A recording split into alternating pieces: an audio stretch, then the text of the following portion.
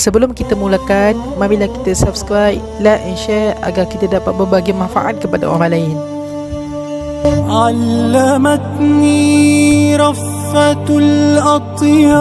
Sayyidina Amr bin Salamah radhiyallahu an menghafal Al-Quran ketika masih dalam kekufuran. Sayyidina Amr bin Salamah radhiyallahu an berkata, kami tinggal di suatu tempat yang terkenal dalam perjalanan ke Madinah. Mereka yang keluar masuk ke Madinah akan lalu di kampung kami. Kami akan bertanya kepada mereka yang baru pulang dari Madinah, apakah keadaan yang berlaku dalam kalangan orang ramai? Apakah berita tentang seorang lelaki yang mengaku menjadi Nabi? Mereka akan menceritakan. Dia berkata bahawa wahyu turun ke atas saya dan ayat sekian-sekian telah turun. Pada masa itu, saya masih kecil. Saya akan mengingatkan ayat-ayat yang mereka bacakan. Demikianlah sehingga saya telah menghafal banyak ayat-ayat Al-Quran sebelum saya memeluk Islam lagi. Semua orang Arab menunggu-nunggu orang-orang di Mekah memeluk Islam. Apabila Mekah Mukarramah telah ditawan, setiap kabilah datang berjumpa Nabi SAW untuk memeluk Islam.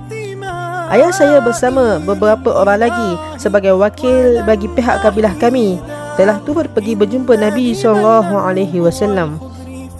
Baginda SAW memberitahu mereka hukum-hukum syariat dan mengajarkan kepada mereka akan solat. Baginda SAW juga mengajarkan mereka solat berjemaah.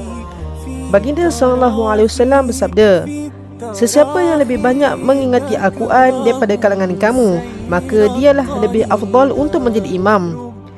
Oleh kerana saya selalu mendengar dan menghafal ayat-ayat daripada mereka yang datang dari Madinah, maka sayalah orang yang paling banyak menghafal Al-Quran.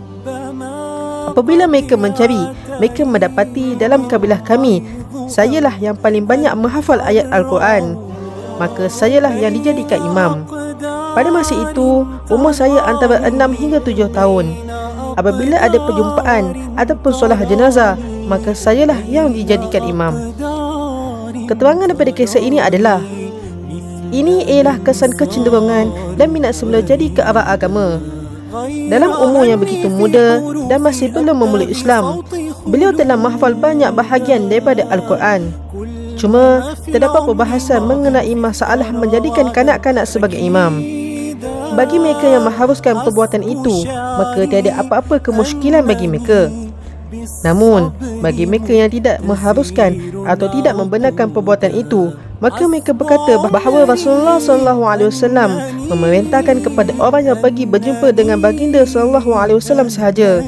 Antara kamu, sesiapa yang lebih banyak menghafal Al-Quran dan kanak-kanak tidak dimaksudkan oleh baginda SAW. Kisah ini dipetik di dalam kitab Kisah Para Sahabat karya Syekhul Hadis Hazrat Maulana Muhammad Zakaria Al-Kandalawi.